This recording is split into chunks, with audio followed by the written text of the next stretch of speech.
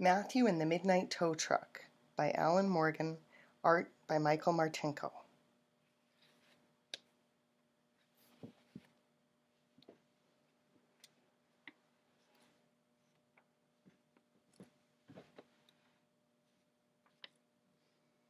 One night, Matthew was playing with his cars in the kitchen while he waited for his supper to cook.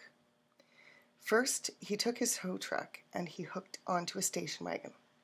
He towed it right up onto the table and he dropped it off on his plate, and then he drove back down to get another one.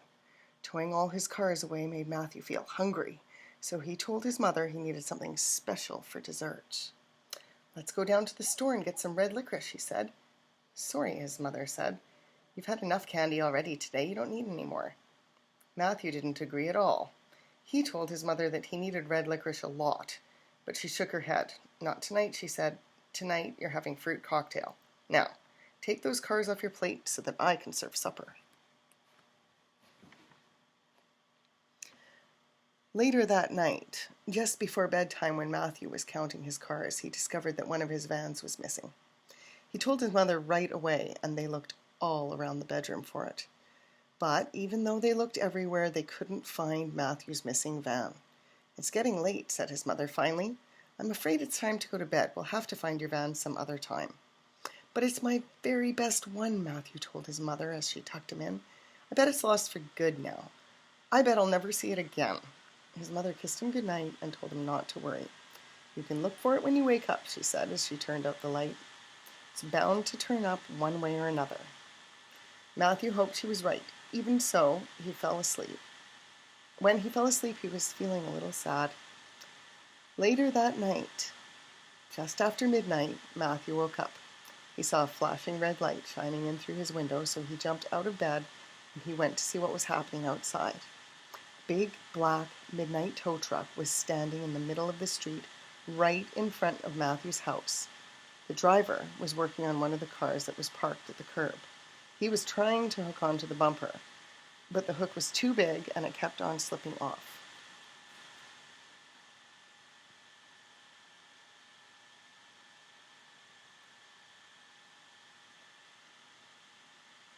The midnight tow truck driver was just about to give up when he looked up and saw Matthew at the window. His face broke into a great big grin then. "Hey kid," he shouted up to Matthew, "come on outside here, will ya? I'm going to need some help hooking this one." Matthew went downstairs. He went very quietly because he didn't want to wake up his mother. He put on his boots and his jacket and then he went outside. The midnight tow truck driver was waiting for him. He slapped Matthew on the back. "Hi kid, glad you could make it," he said. "This job is going to take the two of us. Grab the hook, will ya?" Matthew grabbed the hook and he held it on the bumper while the midnight tow truck driver worked the crank. In no time at all, the job was done and the car was ready to be towed away. "Not bad, kid, not bad at all," said the midnight tow truck driver. "You do good work. You want to help me hook some more cars?" "Sure," said Matthew, and he climbed up into the front seat. Matthew and the midnight tow truck driver went all around the city that night hooking cars together. First they got a station wagon. Then they picked up a van. Matthew was feeling a little hungry from all the work, and so was the midnight tow truck driver. "Let's pull over and have a snack," he suggested.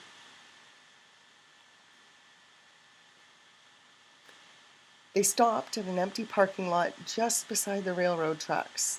The midnight tow truck driver got out his lunchbox and opened it. The lunchbox was full of red licorice. "Take some," said the midnight tow truck driver. "Take as much as you need. You can never get enough red licorice, you know. It's good for you, and it gives you big muscles."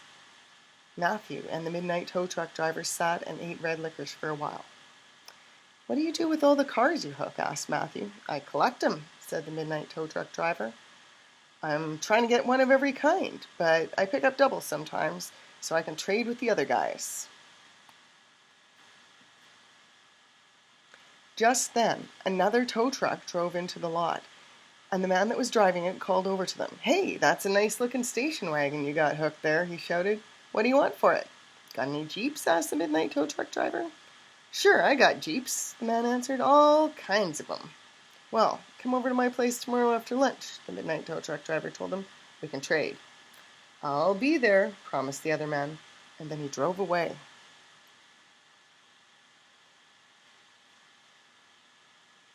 When the red licorice was all gone, the midnight tow truck driver drove over to a car wash. Matthew helped him unhook the cars that they were towing, and then they pushed them inside.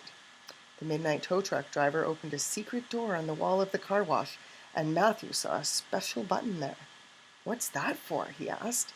"That button makes the car wash shrink the cars," said the midnight tow truck driver, and then he reached in and pushed it. The car wash started to work. Water splashed and big brushes began to spin. Special shrinking soap squirted out of some secret nozzles and covered the cars. Sure enough, when the cars came out the other end, they were all shrunk down to pocket size. The midnight tow truck driver picked them up and dried them off with his handkerchief. He grinned at Matthew. "Listen, kid, tell you what, you helped me hook 3 cars tonight, so I was wondering, why don't you just keep one for yourself? Take it home with you. What do you think?" Matthew thought it was a good idea. He took the van and he put it into his jacket pocket. It was almost morning, so the midnight tow truck driver drove Matthew home and dropped him off. "I was thinking," said Matthew, "my mother has a car. It's that one over there. You wouldn't tow it away by mistake some night, would you?" "Kid, I'd never," said the midnight tow truck driver.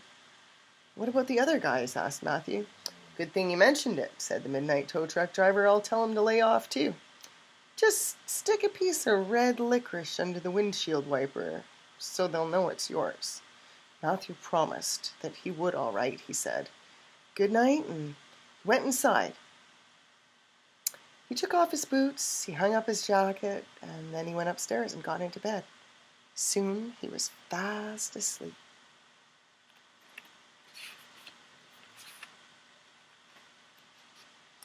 Later that morning, about 6, Matthew woke up again. He ran downstairs and checked his jacket. Sure enough, the van was there in his pocket, just the way he remembered it. So Matthew brought his van upstairs to show his mother. "Time to get up," Matthew told her. "Look, I found my van." "Your what?" asked his mother. And she sat up in bed. "Oh, your van, that's nice," she said, and she lay back in bed and tried to go back to sleep. But Matthew didn't let her. He ran right into the room. "The van was in my jacket pocket," he said, and he jumped on the bed. "I'll bet you'll never guess how it got there."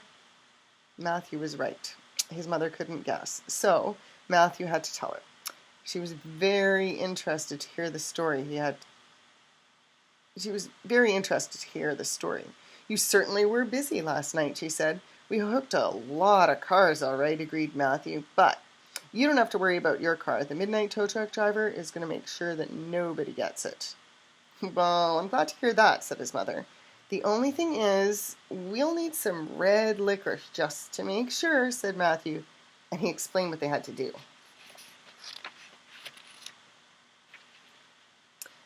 "I guess we'll have to go down to the store and buy some," said his mother. "It looks like we really need some red licorice after all." "Yes, we do," said Matthew, and he gave his mother a great big hug.